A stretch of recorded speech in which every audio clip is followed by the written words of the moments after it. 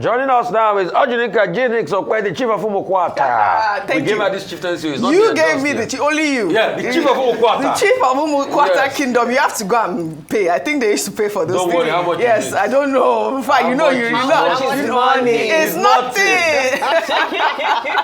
Good morning, Ayo. How are you? Doing great. Great. Good morning, our favorite Niger wife. You know, yesterday I said Organics. Yes, Did I tell you my daddy called me once and said, why do you call the Zimbabwean lady Mafe? I said, because she's our favorite Niger wife. Don't worry, look at all the people advocating for me to call your name. We'll leave it. No, it's okay. We can Well, all balance right. Well, all right. Well, good morning to you, viewers. Let's begin what's trending. With reactions trailing the power outage across parts of Nigeria. After the national grid collapsed, again, the grid was said to have tripped off around 11 a.m. on Wednesday after power generation dropped from over 4,000 megawatts to 1,200 megawatts. Many Nigerians have expressed frustration over the constant problem of grid collapses in the country. Last year, the grid collapsed about 12 times and has collapsed over 100 times in 10 years. Let's take some reactions. Osondu wrote on X, what is national grid collapse? Nigeria has only 3,000 megawatts of electricity in a country of 200 million plus population. You guys are joking. Go to South Africa.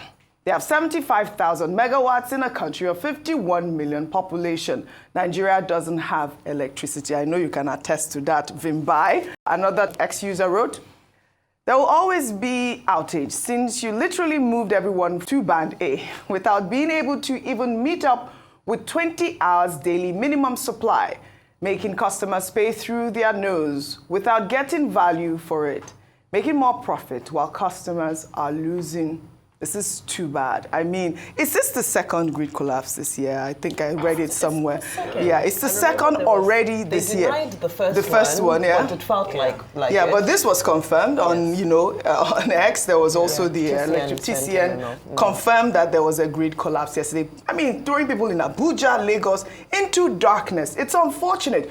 Vimbai, before I come to you, there's also the issue of electricity tariffs. On Wednesday, aggrieved electricity users in Abia State, under the aegis of Aba Consumers Forum, staged a protest against the recent increment in electricity tariff by Indigenous power company Aba Power Limited. The protesters, made up of traders, artisans, retirees, and civil servants, were protesting to draw the attention of the governor of Abia State, Dr. Alex Otti, to their plight, urging him to intervene. I mean, these people are talking about the fact that their electricity bill has increased from, you know, from 80,000 to 90,000 to 100,000 naira. 100,000 naira. Civil servants that make what? I thought they said Batunaji's power station is not giving them 24 hours power in Abba. These are the questions.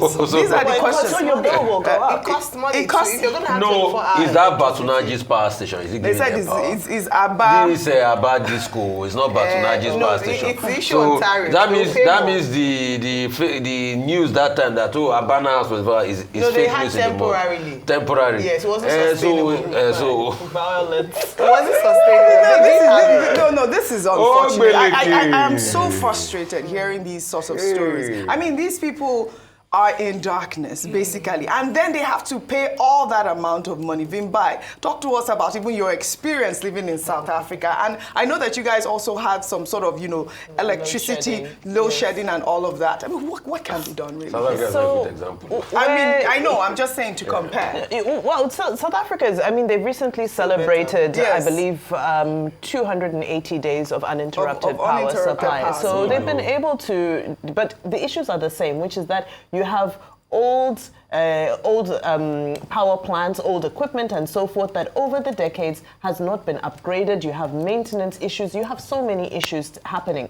Now going to, I don't want to look at South Africa actually, I want to look at Zimbabwe. Where Zimbabwe was facing a similar issue because a lot of Zimbabwe's power is hydroelectric. So when there was a drought earlier in the year, it meant that obviously there's no water flowing in the dam, so there was a cut in electricity supply. So what the government did is they said that what the grid generates can't power everybody. So we're going to prioritize private citizens. Let electricity go into homes. Then all you manufacturers, industries, big companies and whatever, find investors, power yourselves, which I think is, as much as we're going to the state level now, I think it's a low-hanging fruit, and maybe it's something that's feasible. If this grid can be dedicated to households, to private individuals, and let all the big organizations go and figure out who can invest in their power. Most of them are doing it already anyway. You have Dangote and so forth. I believe private entities are already generating about 4,000 megawatts for themselves and for the communities close to them. So I think the feasible way forward,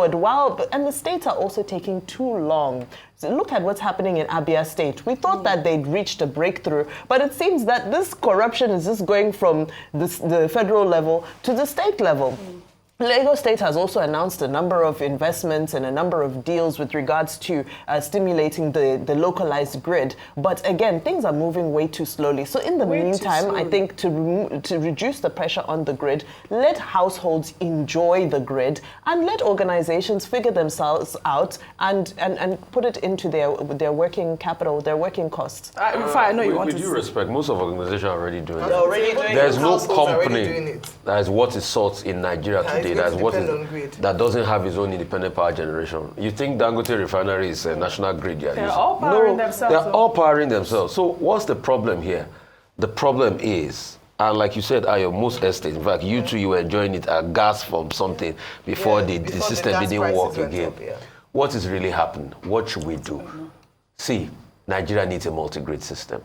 This one national grid, it can't work. Why? Government is not ready to make the major investment in that grid system. It's not going to work. Forget it. Do they have the money? No. Adebayo was saying it the other day that it will cost them over 30 billion. Where's the Siemens deal in the mud and all of that? Independent state grid system is something Governor Tinubu wanted to do in Lagos there with Aaron. That's what Mr. Batunaji was. But I'm hearing feelers from Abia State that there was never 24 hours power. That was all propaganda. So those videos were in the month. No, it was never. They said they were never. That's the report you are getting from Abia State. That's the report I'm getting from Abia State. You can counter it with reports. How can we quickly have this multi-grid system?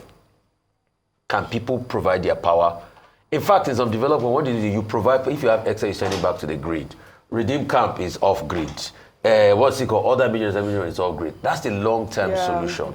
As we are today, you can't have that level of solution except you put investment. All right. So it must be independent grid system, not this one we are doing that. The government doesn't even have the money. All right. If Mr. Adelabu is saying you need over 30 billion to fix the grid, the question is asked for the entire budget for this year, $30 billion. What's the entire budget? It was less than 30 billion. They just bumped us to about 34, 35, $36 billion now. So you can't spend almost all the budget on one grid system. So let's stop deceiving ourselves. This is quite an embarrassing situation. We have very intelligent people in our governance system. Something's got to give. Our people can't keep staying in darkness, really. Well, let's take a look at this now viral video showing men dressed in police and military uniforms exchanging punches in broad daylight and disrupting traffic. The men, according to eyewitnesses, were police officers and soldiers deployed to a checkpoint near the Air Force Base in Delta State. Let's take a look.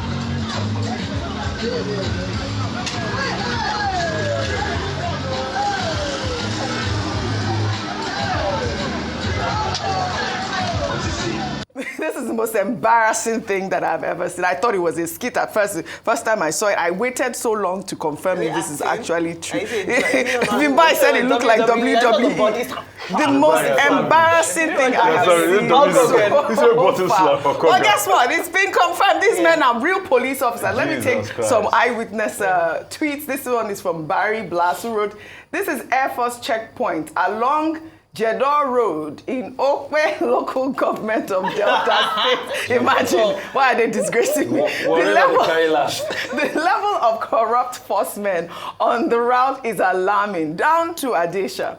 Commissioner of Police Delta State, shine your light to the area and sanitize it. Well, Ogboli wrote, well, this is a result of long military rule. During military rule, soldiers were made superior to police, which affected the psyche and morale of policemen. Well, that could be a point. But you know, Ayo, Police Command, Delta State Police Command, has released a statement, and they wrote in part, the command is aware of the embarrassing situation between policemen attached to the Quick Response Squad of the command and some Air Force personnel attached to the Air Force Base, Jedo, in Okpe local government area, where the personnel of Nigeria Air Force, without any provocation, attacked the policemen who were performing their lawful duty. On February 11th, operatives of Quick Response Squad, while on crime prevention patrol, flagged down a Toyota Corolla. But the occupants of the vehicle, on sighting the police, took to their heels, which prompted the policemen to go after them and arrested one of the suspects, identified as Iboma Precious, aged 25 years old, and recovered some weed, suspected to be Indian hemp, Canadian loud, and other hard drugs. While the policemen were on their way to the station alongside the suspect and exhibit, upon getting to the Air Force checkpoint at Jedo, they were stopped by the Air Force personnel and were told that they wouldn't be allowed to proceed until they released the suspect they were carrying, which the policemen vehemently resisted. And subsequently, the Air Force personnel attacked the policemen without justification. I had to read that tweet because I didn't want to state it without proof. This is a real police press statement saying that it was such an embarrassing situation. Why, in God's name, will you stop a policeman that is doing their duty? Why? So I think that there are many levels of embarrassment in this story, including this press statement. I say this because this press statement also reveals the lack of collaboration and synergy amongst agencies, which we've often talked about, and is a factor when it comes to our fight against crime and even bigger things like terrorism. The fact that another security agency is outing another agency to say that they stopped them from carrying out their duties. We haven't heard anything from the Air Force in terms of, in a way of a statement. So it'll be great to hear their side of the story, because there's another side of the story saying that, whilst they arrested him, they arrested these boys, they were going, and the boys asked the Air Force, the boys ran away thinking the policemen were kidnappers, and that they ran away and sought solace with the Air Force personnel. So those are the two sides of the story. I would rather take this side of the story because this is officially, it is official. Now, in terms of embarrassment, number one, who is this Precious Ibohama that had the audacity to be able to get protection, because that's what it seems like, from the Air Force personnel? Yeah.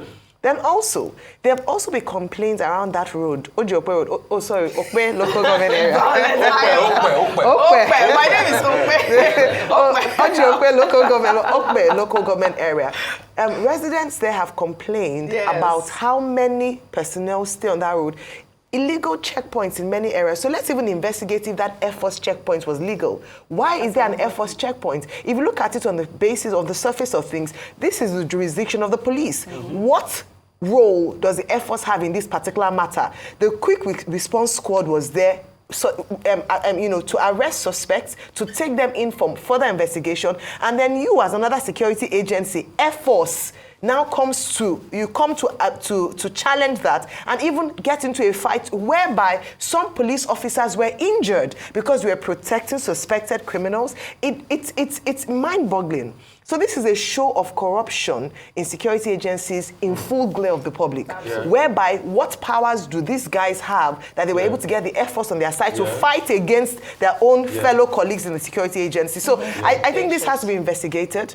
The Air Force needs to release a statement. What were those men doing there at the checkpoint? Was that their jurisdiction? And how long has it been there? If it wasn't, they should eliminate all those illegal jurisdiction oppressing the Nigerian people. Well said, Ayo. Nigeria is a joke. It's a big racket, and I'll tell you why.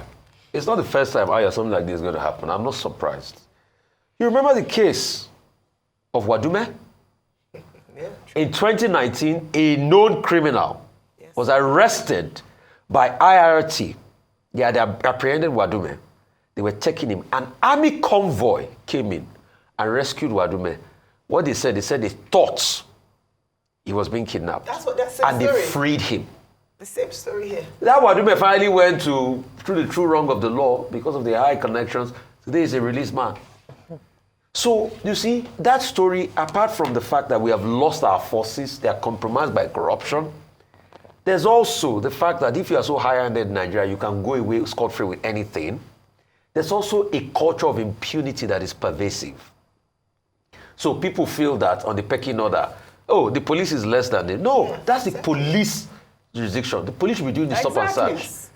In other parts of the world, like America, that we normally copy, we don't copy America for the right things. A police officer has the right to stop a military man driving. All right. Here, they will say you can hardly do it. So it's part of the corruption that is continuing. And like you asked the vital question, who is that Precious? Who is Precious? When you see investigation, you will know. It's the corruption. I'm not surprised. We will wait for it. These police officers, please stop embarrassing us. Stop embarrassing us. Police efforts. They were out fighting. They were fighting. Didn't you see the slam dunk and all the themselves? I mean, seriously, there's no need for the fight. You are embarrassing yourself. Army officers killed police officers in the It's unnecessary, really embarrassing situation coming out of Delta State. Well, let's take another story now on a lighter note. I mean, talking about all these people with power. Another video has surfaced showing supporters hailing Edo State Governor OjyOkpe on Wednesday. Let's take a look at that video. The governor is here. The governor is here. The governor is here. The governor is here. The governor is here. The governor is here. The governor is here. The governor is here. The governor is here. The governor is here. The governor is here. The governor is here. The governor. God bless the governor. God bless the governor. God bless the government. God bless the government. God bless your God. God bless your God. The governor of Abia State this year. I swear. I'm tired of these people. Wait, did we just hear God bless your car? God bless your... What actually is going on here? Bimba, you weren't here when we took the first story where we saw this sort of, what do you call it, psychophancy. Yes. Stop embarrassing yourselves, really. All right, I don't even know where this is really on a lighter note. Yes. But I want to say, like we say in America, that the people voted, but we also know that this matter is still in court as the process is being challenged. Yeah. So we don't even know whether this is the people's choice. Okay, let me know. According to INEC, this is the people's choice, but it also just speaks about what has the man done. Remember the first time we took the story about when they were praising him? Yes. And I was like, in a few months, what has he done? Why don't we have a higher level of expectation from our leaders, and also recognize, I think it's the psyche of the Nigerian people where you forget that these people are there to serve you. They are there to work for you and not for you to find what can be good for me and my family. Which one is the governor is here? I don't know. Please list all the things that Okpebolo has done in the time he's been in office, aside from, of course, trying to defend his mandate in court. Yes. So, they can have supporters as much as he wants, but I'm just hoping that this is the best deal for the Edo State people. I think enough of the sycophancy. We don't need people going around and let the man work. Like when we took that story, what did we say?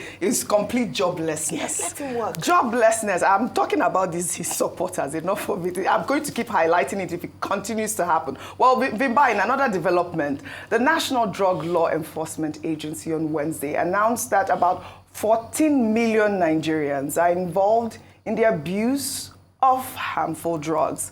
The Deputy Commander of NDLEA, Yetunde Joyfos, made the announcement while speaking at an awareness program for secondary schools in Ondo State. I wanted to highlight this story really because as we're seeing that there's, severe joblessness in the land, and then there are youth, our young people are involved in drugs. 14 million.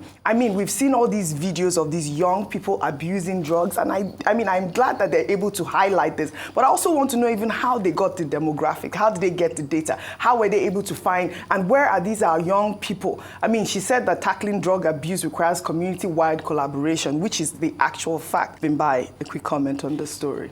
These numbers are so tragic, and I'm glad you're questioning the source of the statistics because I think if we probe further, we may find that the numbers may actually exceed this. Yes. Because remember, we also have a culture of concealing these types of problems. If this problem is happening within your family unit, it's highly likely that you will try to conceal it and ensure that it doesn't get exposed. So these are the ones they've been able to count. Yes. Excluding the ones that have not been counted. But like you rightfully said, unemployment is a huge, huge, huge factor in this. Now, what happens? We have to look at mental health, right? Absolutely. You have young people who either are even struggling to just even get through high school, let alone speak of get a tertiary education, can't find work, can't find capital to start any meaningful enterprise and so forth. So besides idleness, there's also a pandemic of depression that's going on that we may not want to talk about, but this is what happens when you have dreams of a bright future and it feels like you're robbed daily. A lot of these people just do this to escape the reality. Drugs are absolutely, I'm saying no, I'm not justifying, but I'm saying a lot of people are doing this just to escape their reality on a daily basis because their reality is just, it's unlivable for them. Yes. So this is something that really needs to be addressed. Yes. You know, I always remember, I believe it was Ronald Reagan's wife, Nancy Reagan, who came up with the Just Say No campaign in the United States back in those days. Is it the 50s or the 60s? Yeah. So I think it's also time for us to, we know we have a very active First Lady. Yes. This is some yes. of the things that we'd like her to focus her attention on. Yes. Let's come up with the campaigns that can drive conversation around this, and let's get these young people, occupied off the streets. And what's the state of the rehabilitation centers as well? Are they accessible? Yeah. So many things to consider, really, really tragic. And we all know, we may not speak about it, we all know somebody who's struggling with this. Well said. We all know somebody who's struggling with this. Well said. I really like that point. Rufai, quickly. Except you start doing drug tests for politicians, you will not solve the problem of drugs in schools. Because when you look at you need money for drugs. How does the money funnel down? Yeah. They are big spenders, which includes the political class. Except you start doing drug tests for politicians. If you can win that war against drug, that politicians are getting drug free, you are slamming them hard, then that drug that permeates into school will no longer be there. Yeah, it's very sad. Our school, secondary school students, indulging in these activities. I mean, kudos to the good work NDLEA is doing, but we absolutely need more rehabilitation programs for our young Nigerians. Rufai, yesterday we discussed the issue of El Rufai, and we talked about the fact of whether or not, Nuhu Ribadu had clarified his statement, which Najatu Din had accused him of, and all of that. And I'd like to just, like yesterday, I did say that Nuhu Ribadu had clarified his statement, but also wanted to just highlight again his comment that he made. He was made to respond to the comment he allegedly made in 2006 while briefing the Senate on anti-corruption activities during a presidential debate in 2011, anchored by Kadaria Ahmed. You indicted Mr. Ahmed Bola Tinubu of corruption. Now, given what you said about Ahmed Bola Tinubu, can I ask you why Nigerians should believe you? Doesn't this raise serious morality and ethical issues about you, because you are now working with the man and trying to become the president of Nigeria? With respect, Kadria, I did not say so. I never said he's a looter of international standard or whatever. What I said, and I was making report to all the cases that we were investigating then, I said the case of Bola Tinubu was a case involving international dimension. It was not a case that was being handled by the EFCC. Therefore, I will not have much to say about it. In any case, I have never come out to judge and sentence an individual before taking him to the court. Well, this was the video that was circulating. Just to clarify again on the network that he did clarify his statement. He did not make those statements against Tinubu, and also he actually wrote a strong worded letter. He asked his attorney to debunk the statement as well, insisting that he never made such comments. So it's good that we have highlighted this again. Well, now let's head over to the United Arab Emirates, where the Tony Elumelu Foundation on Tuesday signed a $6 million partnership agreement with the UAE Office of Development Affairs and Khalifa bin Zayed Al Nahyan Foundation to support young African entrepreneurs. The agreement was signed at the World Government Summit by TEF founder Tony Elumelu and the Director General of the Khalifa bin Zayed Al Nahyan Foundation, His Excellency Mohammed Haji Al Khoury.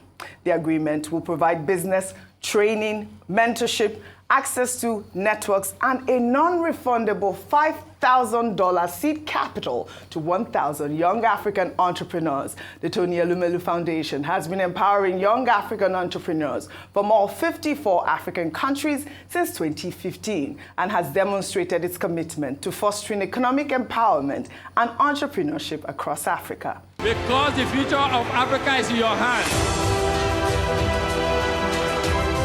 I believe that the seed we plant today through the Tony Elumelu Entrepreneurship Program will help to develop Africa in the future.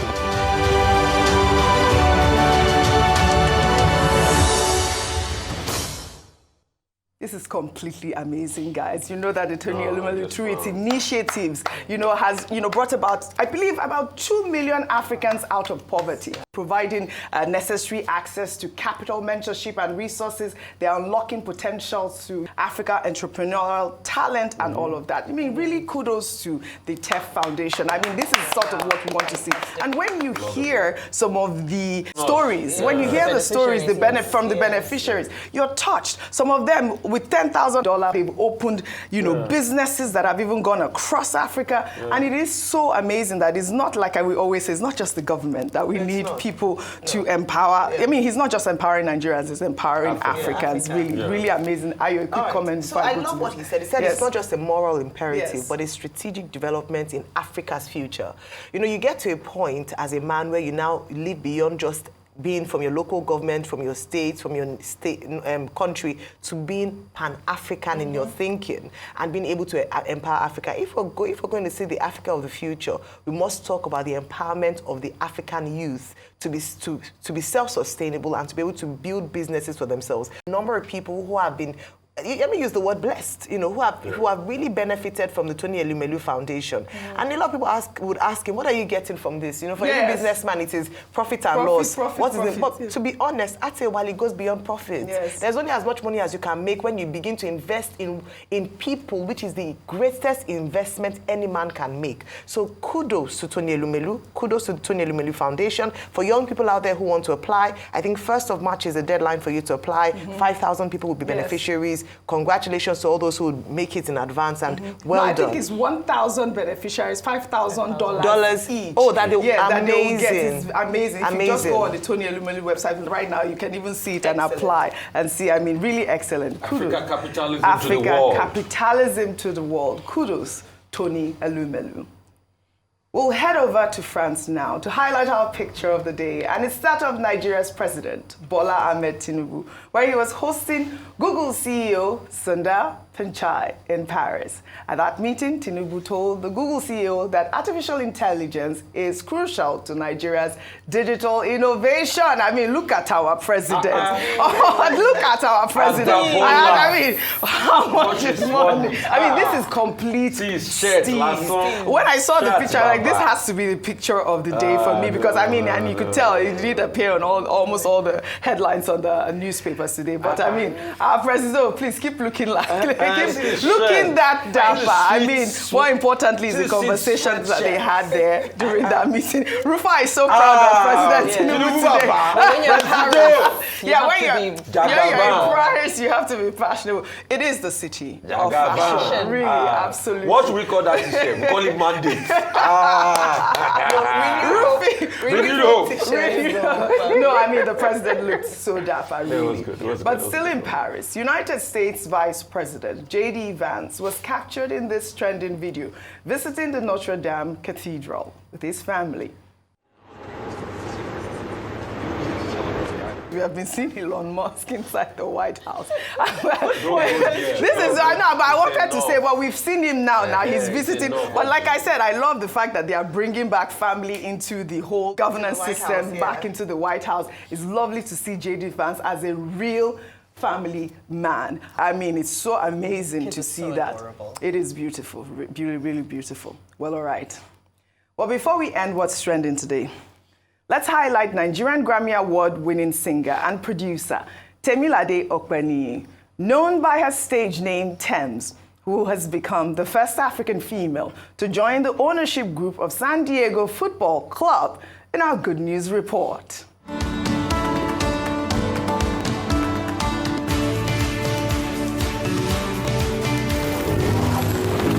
always loved soccer. I've always been a fan of sports, to be very honest. Music and sports, they're kind of similar in the way that they give opportunities to the young talents and the young generations coming up. Officially, we would like to say welcome to the club. Hey San Diego, it's Tems, and I'm so excited to be a part of the SDFC. I always used to be a lover of soccer, and I would watch my brother play soccer with his friends, and I was always intrigued.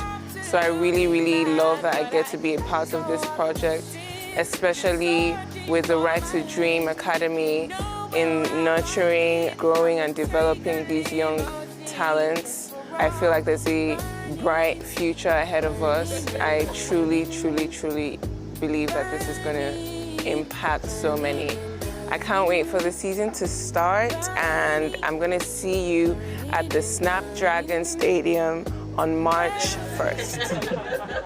I mean, Temilade Okweni, our Grammy Award winner. But you know, San Diego FC had announced the partnership on Wednesday, saying that Tems' influence as a global cultural icon aligns with the club's mission to unite communities through soccer while promoting creativity and empowerment. I mean, you know that Tems, through her company, The Leading Vibe, partnered with Pave Investments, an African private investment firm known for its involvement in NBA Africa. The chairman of Pave Investments, Tunde Folawio, is also part of the new ownership lineup at San Diego FC. I mean, this woman is making me so proud. She's not only a Grammy winner today, now she is a part owner of a football club. We call it soccer in America, a soccer club in America. Really, really great news. Well, I don't know if we have enough time, but I'd like to thank you all for your great analysis, as always, on What's Trending. Well, congratulations. Temilade Okweni.